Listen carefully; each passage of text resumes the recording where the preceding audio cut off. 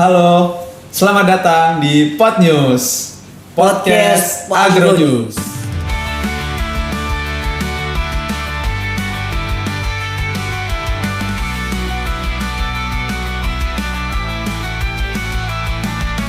Oke, perkenalkan saya Mas Awin dari AGH 59.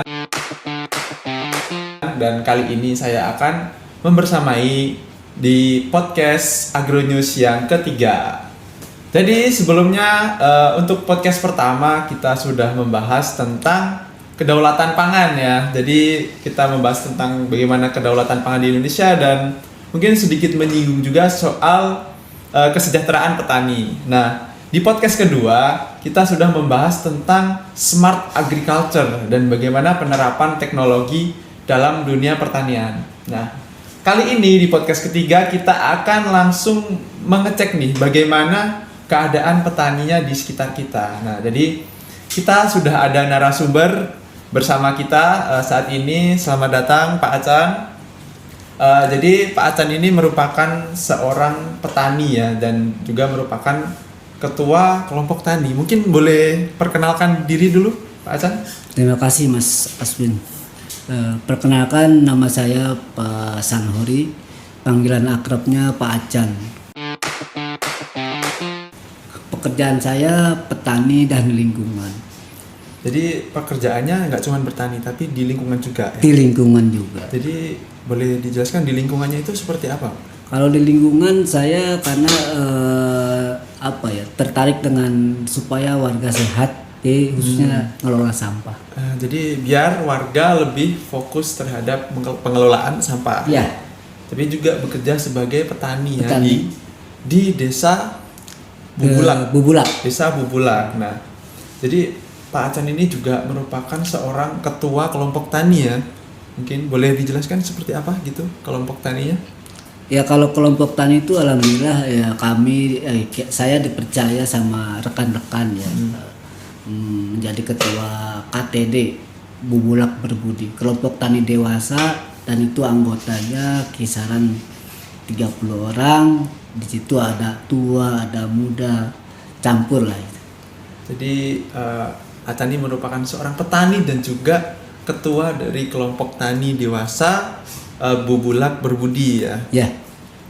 Jadi ini teman-teman, langsung saja kita ke pertanyaan-pertanyaan ya. Jadi untuk memulai gitu, mungkin di awal boleh diceritain deh Mang Acan, bagaimana Pak Acan ini terjun ke dunia pertanian. Nah, latar belakangnya Pak Acan terjun ke pertanian itu seperti apa sih gitu? Kalau untuk terjun di pertanian, memang saya latar belakang saya dari orang tua saya, kakek saya itu petani asli.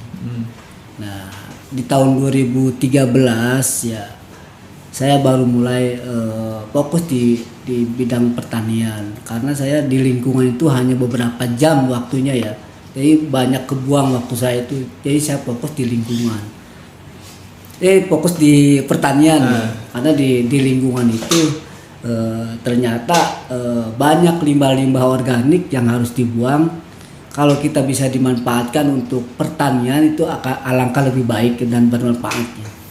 Nah, saya coba terapkan di pertanian yang model yang sederhana, yang di polybag, di depan-depan rumah, bahkan di persawahan juga. Alhamdulillah hasilnya lumayan bagus. Jadi mulai terjun di dunia pertanian itu tahun 2013. Ya. Lumayan lama ya. Alhamdulillah lama. Jadi berarti 2013 itu awal bertani. Nah, sebelumnya itu apa sih pekerjaannya Pak Acan dulu sebelum tahun 2013? Kalau pekerjaan saya sih sebenarnya banyak ya. Ya intinya saya mekanik. Mekanik ya. Jadi mekanik itu seperti apa? Jadi apakah ya, kalau orang Bogor bilang itu montir ya. Montir. Ya. Jadi dulu sempat bekerja sebagai seorang montir ya, sampai sekarang masih. Sampai sekarang masih. Ya? Tapi saya lebih menyukai pertanian. Jadi lebih hatinya lebih tertarik dengan pertanian. Karena ketenangan beda dengan pertanian. Ya, jadi ada ketenangan batin tersendiri. Ya.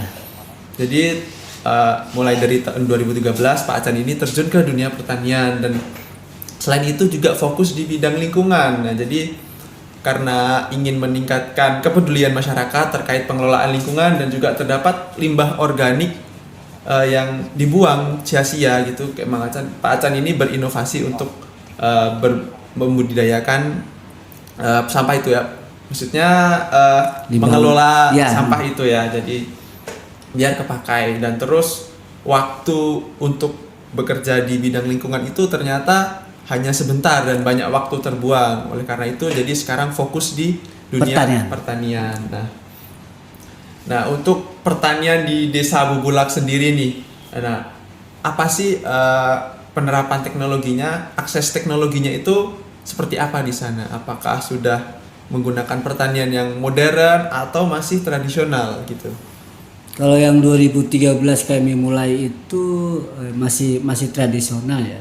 Tapi alhamdulillah dengan adanya kelompok ini kita dilirik sama pemerintah, kita diberi bantuan semacam traktor yang kecil itu untuk memudahkan membajak lahan sawah itu.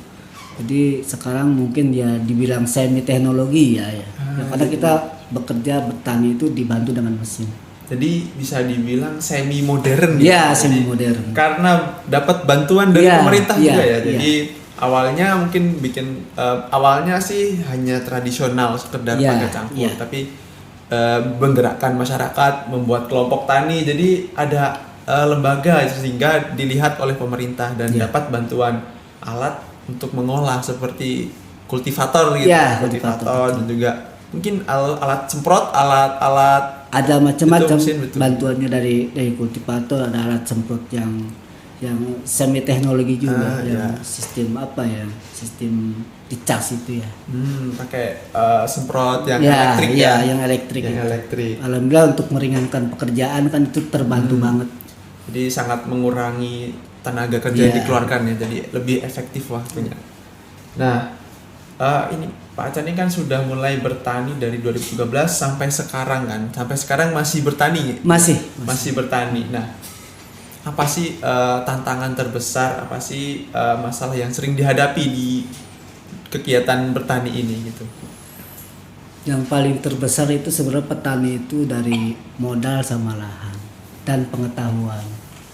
Makanya saya berharap ada yang lebih perhatian lagi terhadap petani-petani sekitar kota ya. Mungkin kota kan lahannya kecil banget ya. Gimana caranya menerapkan petani yang bisa benar-benar bermanfaat untuk masyarakat banyak.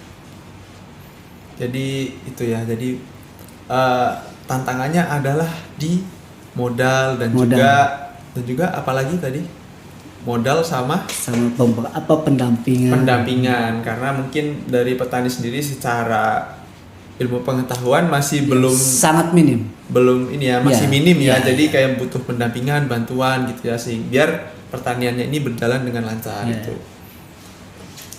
Mungkin kalau dari masyarakat Bubulak sendiri kan di Bubulak ini kan merupakan desa yang ada di sekitar perkotaan ya, tengah-tengah kota. Tapi masih ada lahan kosong yang digunakan untuk pertanian gitu kan. Nah, dari masyarakatnya sendiri itu apakah banyak yang tertarik atau hanya dari kelompok tani saja yang menjalankan dunia pertanian ini gitu? Ya alhamdulillah dari sekelompok masyarakat itu selain kelompok ya dari warga sekitar dia ikut-ikut bertani walaupun dia punya lahan hanya sebatas pekarangan rumah. Itu target saya seperti itu. Jadi supaya dia lebih tertarik juga. Jadi ada misi untuk meningkatkan kesadaran masyarakat gitu ya. Jadi itu mungkin salah satu tantangan dari mulai modal dan juga kesadaran ya, ingin meningkatkan kesadaran masyarakat. Nah, kalau dari menurut Pak Acan nih, kalau dari pemerintah sendiri itu apakah ada bantuan? Kalau misal ada itu apakah dirasa cukup atau masih kurang? Kalau untuk pemerintah kita khususnya Kota Bogor, alhamdulillah ya untuk saat ini bantuan saya rasa cukup banget ya. Apalagi sekarang ada program P2L, saya mendapatkan itu karena kita punya kelompok juga, itu sangat membantu juga. Jadi ada bantuan dari pemerintah berupa program P2L. Nah, apa itu program P2L? pemanfaatan pangan lestari. Pemanfaatan pangan lestari. Nah itu pemerintah bikin bantuan itu tuh ada tujuannya nggak sih bikin? Tujuannya untuk menghilangkan stunting. Kebetulan di Bubulak ini ada ada tercatat lah kategori stuntingnya ada ya. Jadi untuk mengurangi itu kami dikasih bantuan untuk menanam sayur-sayuran dan kacang-kacangan. Jadi untuk karena terindikasi di Desa Bubulak ini ada beberapa kasus stunting gitu ya. Jadi pemerintah ini melihat ada masalah gitu di situ sehingga mereka memberikan bantuan untuk mencegah stunting itu terjadi lagi dengan program P2L. Nah, P2L ini kan otomatis yang harus ditanam itu kan adalah tanaman-tanaman yang memberikan nutrisi dan gizi yang cukup ya untuk mencegah stunting. Nah, itu sayur-sayurannya itu dalam wujud tanaman apa aja sih? Boleh disebutin nggak atau gimana gitu? Kebetulan yang diwajibkan untuk jenis itu ada 7 jenis ya Mas. Dari bayam, kangkung, selada, cesim, sama cabai, tomat, kacang panjang. Jadi sayur-sayuran yang kaya akan nutrisi gitu ya, sayur-sayuran yang bisa konsumsi tiap hari gitu ya. Nah, dari banyaknya komoditas ditanam itu, apakah ada kesulitan dari kelompok tani sendiri untuk menanam ini? Untuk saat ini saya rasa belum Mas. Masih belum ada. Masih bisa mengatasinya. Nah, untuk progres programnya ini udah sejauh mana ini Pak? Progres P2L itu? Mungkin untuk saat ini baru sekitar 50% ya. Kita untuk saung bibit sudah ada, lahan untuk nanam sayur pun sudah hampir selesai, tinggal penyemaian dan penanaman. Jadi baru sampai di proses pengolahan lahan ya. Jadi karena mendapat bantuan dana, jadi langsung bekerja sama, bergerak ya warga Desa Bubulak membuat persemaian yang baru yang lebih proper menggunakan teknologi ya, dan terus baru sudah mengolah lahan ya, dan itu mengolahnya otomatis sudah menggunakan mesin kan, sudah menggunakan. Alhamdulillah sangat terbantu dengan multipator itu. Jadi mempermudah pekerjaan juga ya Pak Hasan. Mempercepat juga. Mempercepat, biar lebih singkat gitu ya. Biar lebih singkat gitu. Nah, terus kalau dari petani Desa Bubulak sendiri kan untuk saat ini ada program. Nah, sebelumnya itu ada nggak sih ya program pemerintah seperti P2L atau kelompok tani hanya berjalan sendiri gitu? Kalau sebelumnya memang ada program P2L itu ya, tapi sasarannya untuk yang punya kelompok aja. Jadi kita kalau petani yang mandiri tuh nggak mungkin dapat bantuan pemerintah. Kita harus syaratnya dengan harus kelompok. Jadi syarat dapat bantuan itu harus ada kelompok. Harus ada kelompoknya. Jadi kalau nggak ada kelompoknya ya nggak bisa gitu, petani sendiri. Kayaknya seperti itu, kayaknya sih. Tapi mudah-mudahan saya salah ya. Kayaknya seperti itu. Oke, jadi bantuan pemerintah ini di Desa Bubulak sudah ada ya untuk pertaniannya. Nah, alhamdulillah sudah ada. Untuk di Desa Bubulak sendiri itu kan bisa dibilang lahannya itu ada di sekitar perkotaannya. Itu apakah cukup luas atau bagaimana gitu? Dan untuk lahan itu alhamdulillah ya kami dipercaya sama ya, mungkin di sini juga dia termasuk guru besar di IPB ya. Dia membolehkan lahannya untuk dipergunakan kegiatan pertanian. Jadi ada bantuan juga dari pihak IPB ya, mungkin dari dosen IPB memberikan lahannya untuk digunakan sebagai dunia untuk pertanian di Bubulak, dan luasan cukup luas ya untuk menanam. Kalau untuk luasan mungkin ya yang saya gunakan itu sekitar 1000 meter ya. Total lebihnya mungkin 6.000 ya. Cukup luas untuk menanam sayur-sayuran ya. Tapi kalau mungkin menanam padi agak kurang ya, karena airnya juga bagaimana di situ. Kalau padi saya pernah coba, cuman gagal ya. Gagalnya apa? Bukan gagal pertumbuhan padinya. Yang gagal itu hamanya. Burung saya nggak tahan. Jadi padinya bagus, burungnya yang banyak. Karena di situ ada hutan lindung. Jadi burung itu senang kan di hutan itu. Jadi Jadi dia setiap pagi, sore, siang pasti mampir ke situ. Ya habis nih padinya. Jadi di dekat Desa Bubulak itu masih ada mungkin daerah hutan sedikit daerah hutan ya. Ya memang Jadi separuh hutan ya. banyak burung-burungnya. Jadi ketika Pak Acan ini menanam padi banyak gangguan dari burung Iya. itu ya. Jadi lebih memilih untuk menanam sayur-sayuran. Sayur-sayuran. Dan juga dari pemerintah juga supportnya ada syarat untuk menanam sayur ya, nggak boleh bebas, nggak boleh sembarangan nanam gitu ya. Ya, Yang kalau padi kan inisiatif aja sebenarnya. Itu wajib ditanam sebenarnya kalau memang ada lahan yang mumpuni ya.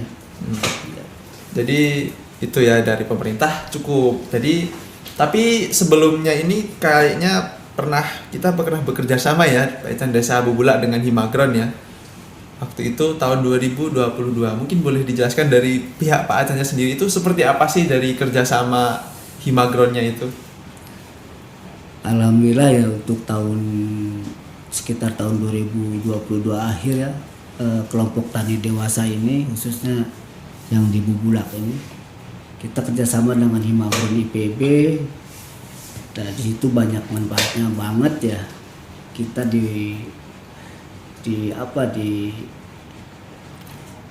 diberi macam diberi ilmu pengetahuan yang banyak. Menurut saya ini saya melihat sendiri karena saya juga ikut bergabung juga, cara-cara menanam yang baik, cara memupuk yang baik. Dan yang paling tertarik saya ada salah satu komoditi yang sekarang saya masih pengen mengembangkan, itu budidaya jamur tiram. Jamur ya. Jadi Himagron ini bekerja sama dengan Desa Bubulak ya dalam wujud bimbingan atau pendampingan gitu ya Himagron. Jadi kerjasama Himagron membuat mungkin petani lebih tahu ya pengetahuannya soal pengetahuan bagaimana sih teknik budidaya yang baik gitu kan, bagaimana pemupukannya, bagaimana mungkin pengendalian hamanya juga, dan juga dari teknik budidaya yang berbeda dari setiap jenis komoditas. Dan bahkan kita juga memberikan edukasi di Desa Bubulak terkait jamur ya. Terkait jamur. Nah, dari jamur sendiri Pak Acan ini bagaimana sih budidayanya gitu yang diajarkan oleh Himagron? Yang setahu saya ini ya mungkin paling sederhana jamur ini ya. Kita tidak terlalu banyak waktu untuk kebuang mengurusi jamur itu. Kita hanya perlu menyiram setiap hari dan itu tergantung kelembabannya. Dan panenan pun sangat mudah. Kita hanya bawa alatnya semacam gunting atau pisau dan kita bisa pasarkan di sekitar rumahan. Jadi bisa dibilang budidaya jamur ini cukup mudah ya. Tapi karena harus ada saungnya, jadi harus ada bangunannya kurang di situ. Tapi secara pembudidayaan ini memang low maintenance atau gampang lah perawatannya, tinggal melihat kelembapannya aja gitu kan. Dan panennya pun juga gampang banget. Terus produk jamurnya ini juga bisa dijual di sekitar atau mungkin diolah gitu Pak Acan. Oke, terus tadi Pak Acan yang tertarik yang diajarkan oleh Himagron ini tentang budidaya jamur nih. Nah, kenapa sih Pak Acan tertarik dengan budidaya jamur dan masih melaksanakan itu sampai sekarang gitu? Kalau jamur itu menurut saya ini sangat sederhana ya, dan bahan-bahannya pun mudah didapat. Yang penting kita telaten merawatnya, karena jamur itu suhunya benar-benar harus dijaga, kelembabannya, dan panennya pun sangat mudah. Gitu, mudah panennya. Paling penting pasarnya. Nah, pasarnya ya. Jadi dijualnya ini jual langsung apa diolah dulu nih? Kalau untuk sementara ini kita kalau memang untuk dipasarkan kita jual ke tetangga, warung-warung terdekat. Jadi masih dijualin di sekitar kita aja. Nah, mungkin pertanyaan selanjutnya itu jadi Pak Acan ini kan kegiatan sehari-harinya merupakan seorang petani gitu ya. Nah, dari kegiatan bertani ini apakah pendapatan dari petani ini cukup untuk kebutuhan sehari-hari atau masih kurang gitu? Mohon maaf banget ya Mas, kalau untuk petani saat ini saya mungkin ya kalau dibilang nggak cukup saya juga apa ya nggak fair juga ya, dibilang cukup juga takutnya saya takabur. Ya memang kenyataan seperti itu karena saya petani, bukan target produksi. Saya ingin mengajak masyarakat supaya bisa menanam sendiri dan bisa memanfaatkan hasil tanamannya. Target saya sebenarnya itu mengedukasi lah kalau bahasa kerennya. Keren banget ya Mang Acan ini, kayak jadi tujuan utamanya dari bertani itu bukan cuma dapat hasil dari bertaninya juga, tapi gimana sih caranya biar mengajak masyarakat itu mau sendiri untuk bertani, menanam gitu ya. Jadi menjaga kedaulatan pangan gitu ya intinya, dan juga mencegah stunting seperti yang ditujukan dari program P2L tadi itu ya. Wah, udah nggak kerasa nih ya, udah sekian menit kita ngobrol nih. Jadi terima kasih buat Pak Acan sudah mau ngobrol, sudah mau sharing nih terkait kehidupan sehari-harinya sebagai petani itu seperti apa keadaannya gitu. Bagaimana sih kegiatan sehari-hari sebagai petani, bagaimana kendalanya, terus gimana sih dapat bantuan dari pemerintah apa enggak, dan kerjasama juga dengan Himagron gitu ya. Nah, ada 2 pertanyaan terakhir nih buat Pak Acan. Yang pertama nih, sebagai petani itu harapan apa sih dari Pak Acan buat pertanian di Indonesia? Kalau harapan saya itu khususnya untuk petani di Indonesia ini ya, pemerintah ini lebih proaktif lagi atau lembaga lain, pendampingan yang tanpa henti, tanpa bosan-bosan. Mungkin itu aja.